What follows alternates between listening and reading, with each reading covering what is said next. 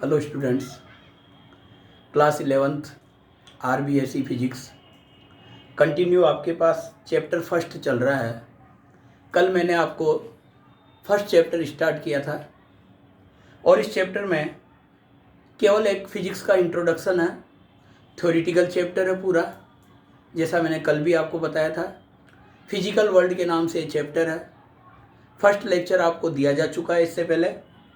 Second lecture आज इसका है। फर्स्ट लेक्चर में हमने आपको केवल फिजिक्स की डेफिनेशन क्लियर की थी।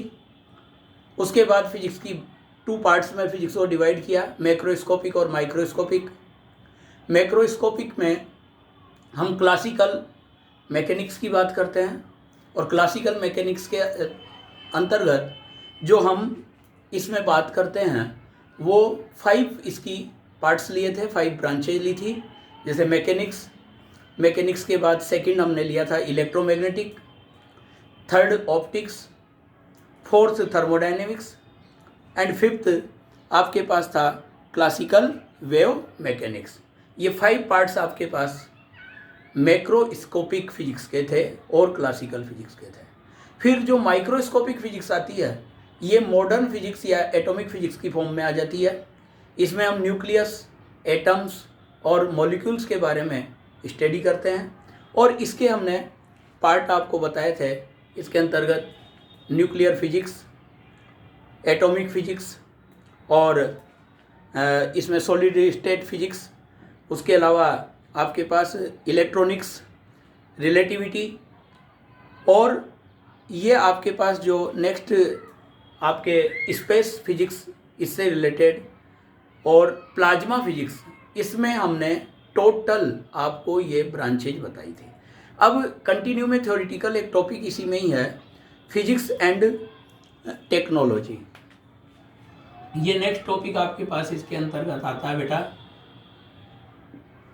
Physics and technology. ये फर्स्ट चैप्टर में ये थोड़ी सी बातें इसी से रिलेटेड है, physics and technology.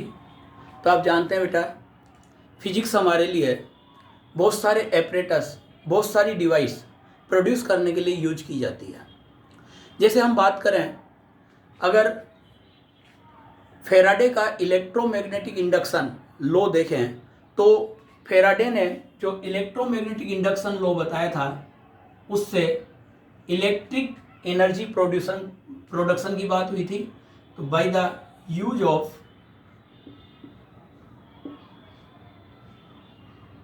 Of Faraday electromagnetic induction law,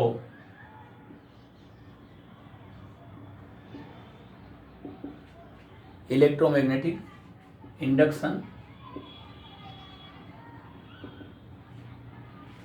law produce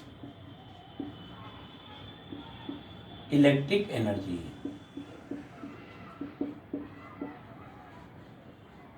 तो ये जैसे फिजिक्स एक तरीके से टेक्नोलॉजी में काम में आ गई। इलेक्ट्रिक एनर्जी का यूज फिर आप जानते हैं कई एपरेटस एक तरीके से फंक्शन में लाने के लिए, प्रोपेगेट करने के लिए, एपरेटस को मोशन में लाने के लिए, एपरेटस को चलाने के लिए यूज किया जाता है। उसी तरीके से थर्मोडायनेमिक्स के लॉज का यूज करके, by the use of thermodynamics law, use of thermodynamics laws,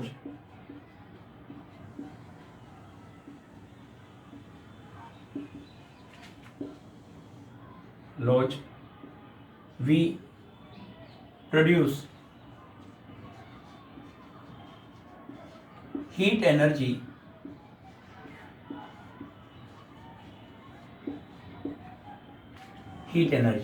और जो हीट एनर्जी जो प्रोड्यूस होती है वो हीट इंजन को और रेफ्रिजरेटर को, एक तरीके से डिवाइस, जो ये दोनों डिवाइस है रेफ्रिजरेटर और हीट इंजन, इन दोनों हीट इंजन और रेफ्रिजरेटर को एक तरीके से चलाने के लिए यूज की जाती है। तो ये आपके पास इसमें भी थर्मोडायनेमिक्स का लॉज का यूज होता है। By the use of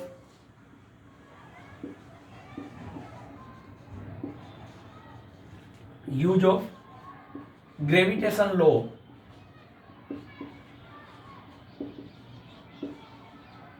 of Newton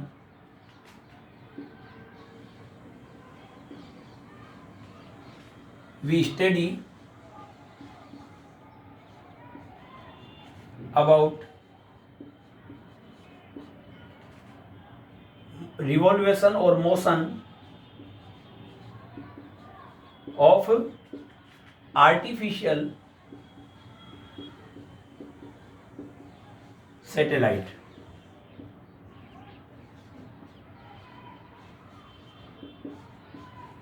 artificial satellite की जो मोशन की स्टडी की जाती है उसमें हम ग्रेविटेशन लॉज का यूज करते हैं। तो ये भी फिजिक्स का आपके पास एक टेक्नोलॉजी में यूज है।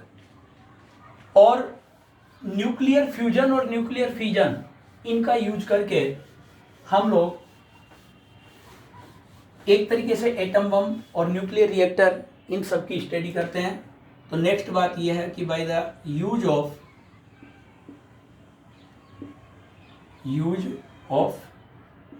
Nuclear fission we study of atom bomb and nuclear reactor।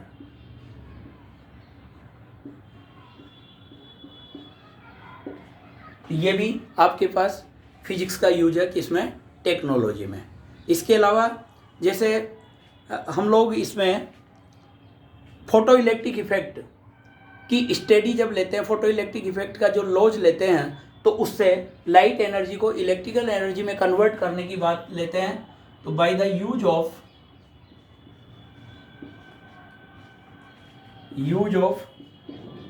Laws of photoelectric effect,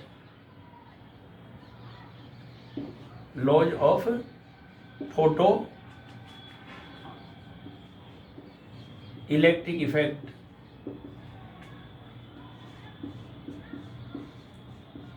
we study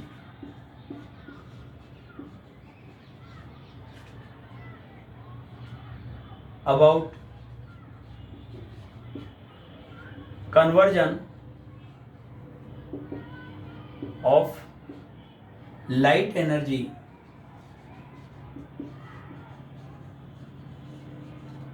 into electric energy. तो ये भी एक तरीके से फिजिक्स का एज ए टेक्नोलॉजी यूज है। और by the use of electronics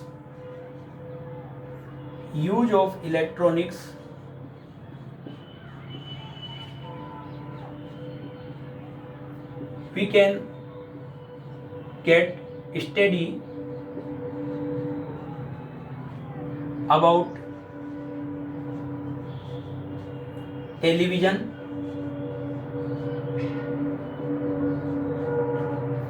telephone,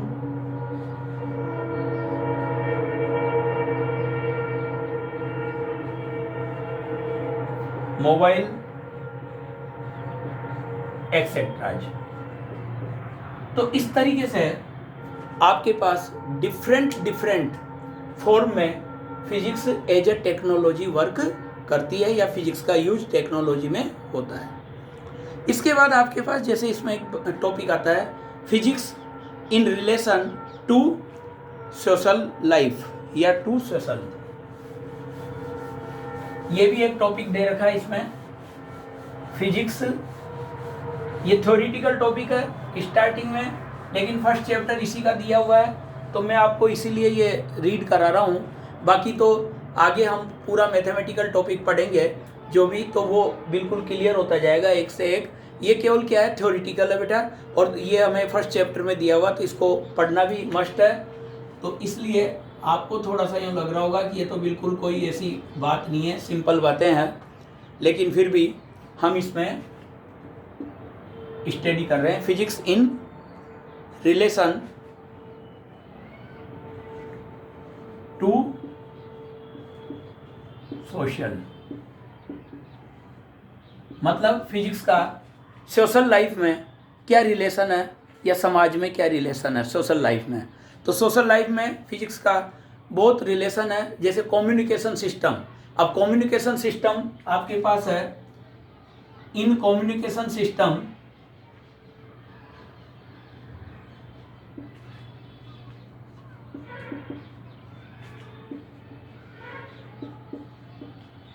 by the use of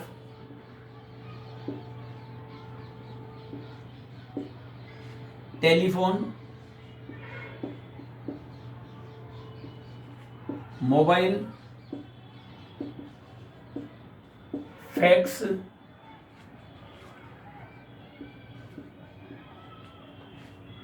by the use of mobile, telephone or fax, we can send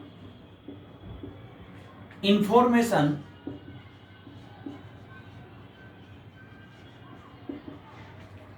easily from one place to another place।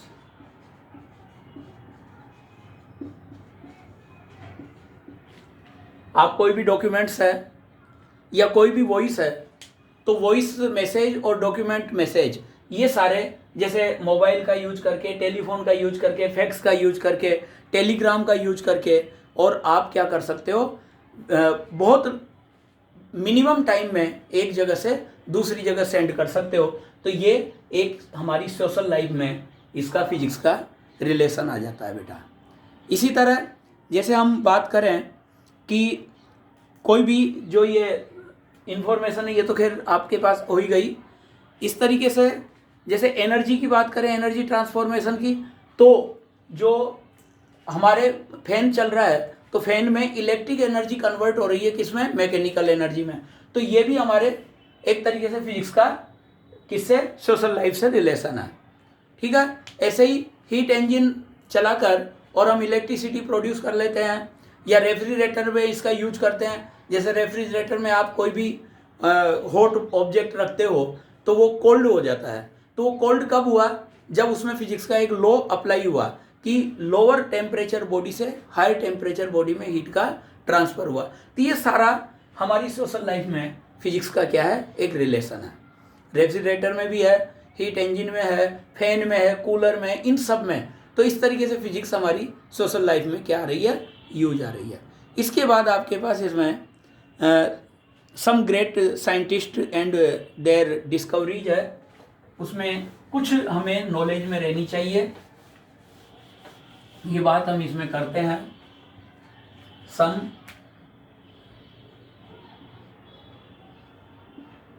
Great scientist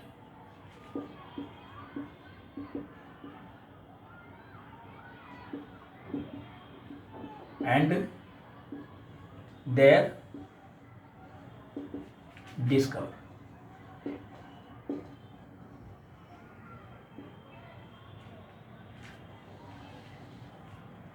great scientist and their discovery. अब जैसे इसमें सबसे पहले हम बात करें first Newton. Newton ने laws of gravitation दिया था और इससे बहुत सारी चीज़ें हम इजीली समझ सकते हैं बेटा। लॉज ऑफ ग्रेविटेशन किसने दिया था, न्यूटन ने। आर्किमिडीज, आर्किमिडीज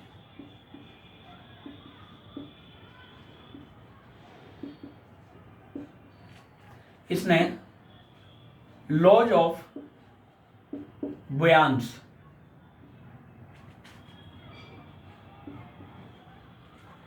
यानी कि एक तरीके से बुयांस फोर्स जब कब लगता है, बुयांट फोर्स जब किसी भी ऑब्जेक्ट को आप किसी लिक्विड में डिप करते हो, तो लिक्विड में डिप करने पर उसके ऊपर एक अपवर्ड डायरेक्शन में एक फोर्स अप्लाई होता है, उसको फोर्स ऑफ बुयांसी बोलते हैं। और ड्यू टू दिस वो ऑब्जेक्ट डाउनवर्ड से अपवर्ड मोशन में आता है। ये लिक्विड के अंदर होता है। और ये जो बुयांसी फोर्स होता है इसकी जो वैल्यू होती है बेटा बुयांस फोर्स की, ये आपके पास buoyancy force is equal to weight of displaced water. ये आपके पास बुयांस फोर्स की वैल्यू होती है वेट ऑफ डिस्प्लेस्ड वाटर। तो ये किसने दिया था हमें? आर्किमिडीज ने। फिर माइकल फेराडे, फेराडे ने जो डिस्कवरी की थी, फेराडे इसने डिस्कवरी की थी बेटा किसकी? Electromagnetic induction, electromagnetic induction.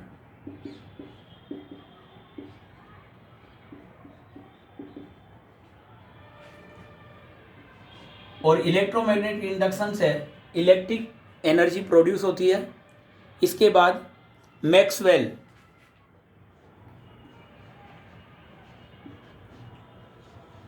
Maxwell ने हमें इलेक्ट्रोमैग्नेटिक प्रिंसिपल बताया था और इलेक्ट्रोमैग्नेटिक वेव थ्योरी इसी ने दी थी, इलेक्ट्रोमैग्नेटिक प्रिंसिपल।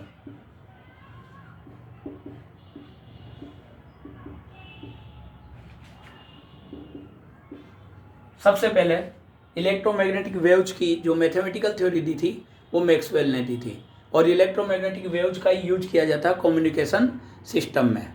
उसके बाद आपके पास आ जाता है थॉमसन। थॉमसन ने, आप जानते हो, इलेक्ट्रॉन की डिस्कवरी की थी, डिस्कवरी ऑफ इलेक्ट्रॉन, ये थॉमसन की डिस्कवरी है। फिर रॉन्जन,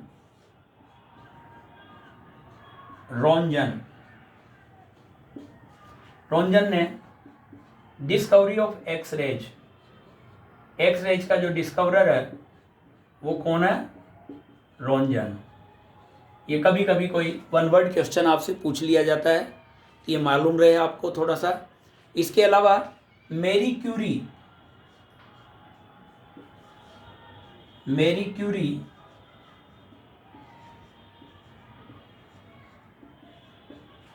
इसने रेडियो एक्टिविटी की डिस्कवर की थी, discovery of radio activity.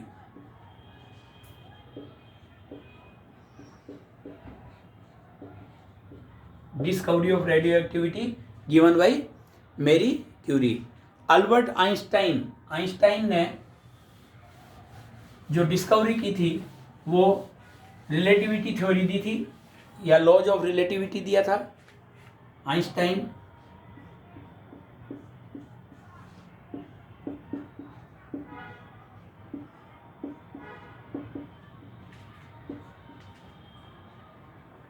Laws of relativity, ये गिवन है बेटा किससे? अल्बर्ट आइंस्टाइन से। और आपके पास रदरफोर्ड, रदरफोर्ड ने किसकी डिस्कवरी की थी? एटम के अंदर न्यूक्लियस की, रदरफोर्ड।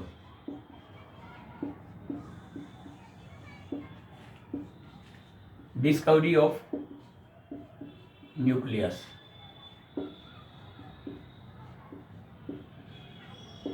इन एटम। और बोहर एटॉमिक मॉडल केमिस्ट्री में आता है। एटॉमिक मॉडल जो दिया गया है वो बोहर, नील्स बोहर ने दिया है, नील्स बोहर। और जेम्स चैडविक, चैडविक ने न्यूट्रॉन्स की डिस्कवरी की है, डिस्कवरी ऑफ न्यूट्रॉन।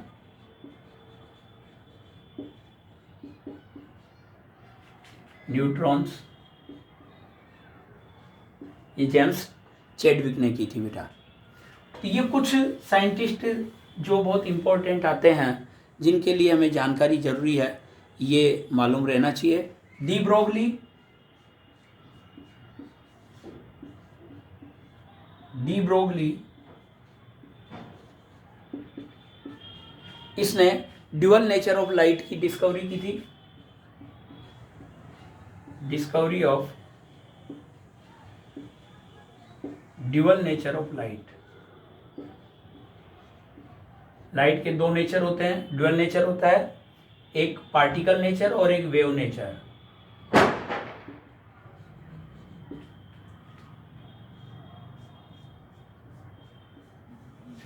हाइजेनबर्ग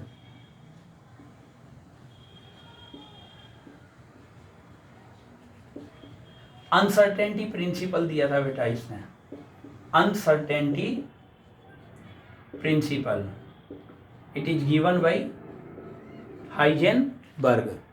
जो अनसर्टेनिटी प्रिंसिपल है वो किसने गिवन किया था?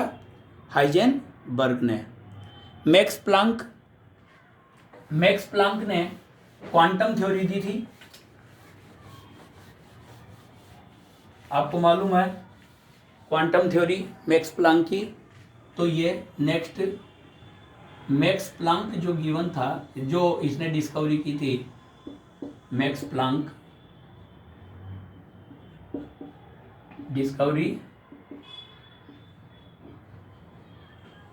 Of quantum theory.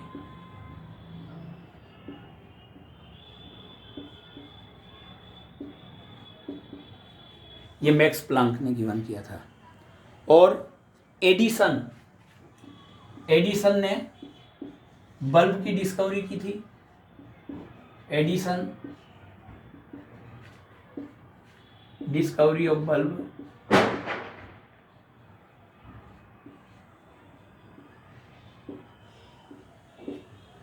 तो ये कुछ हमने साइंटिस्टों के लिए आपको इसमें बताया है, जो बहुत इम्पोर्टेंट एक जनरल बातें जो थी, कुछ साइंटिस्ट की बात हमने की है और ज़्यादा बात हमने नहीं की। केल्विन के बारे में अगर बात करें तो केल्विन ने थर्मोडायनेमिक्स का सेकंड लॉ दिया है। Kelvin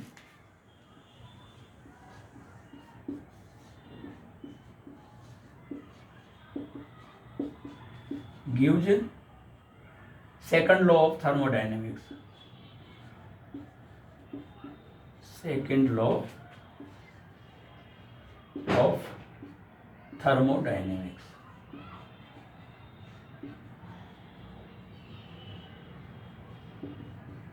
given by kelvin. तो इस तरीके से कुछ ये साइंटिस्ट के डिस्कवरी के बारे में हमारे जानकारी रखनी है। और ये मैंने पहले ही कह दिया, अभी ये जो चैप्टर है ये थ्योरेटिकल चैप्टर है, फर्स्ट चैप्टर, लेकिन ये हमारे एनसीईआरटी के कोर्स में गिवन है, इसलिए हमें थोड़ा सा रीड करना ज़रूरी है। तो ये थोड़ा सा आपको अभी 2-3 दिन, कल और चलेगा ये नेक्स्ट टॉपिक में, उसके बाद फिर ये एंड हो जाएगा और फिर आपके नेक्स्ट चैप्टर जो मैथमेटिकल कैलकुलेशन से रिलेटेड आते हैं वो स्टार्ट हो जाएंगे। पर ये फर्स्ट चैप्टर मैंने आपको यहाँ पर रीड कराया है, तो आप इसे फॉलो करें। Thanks for today.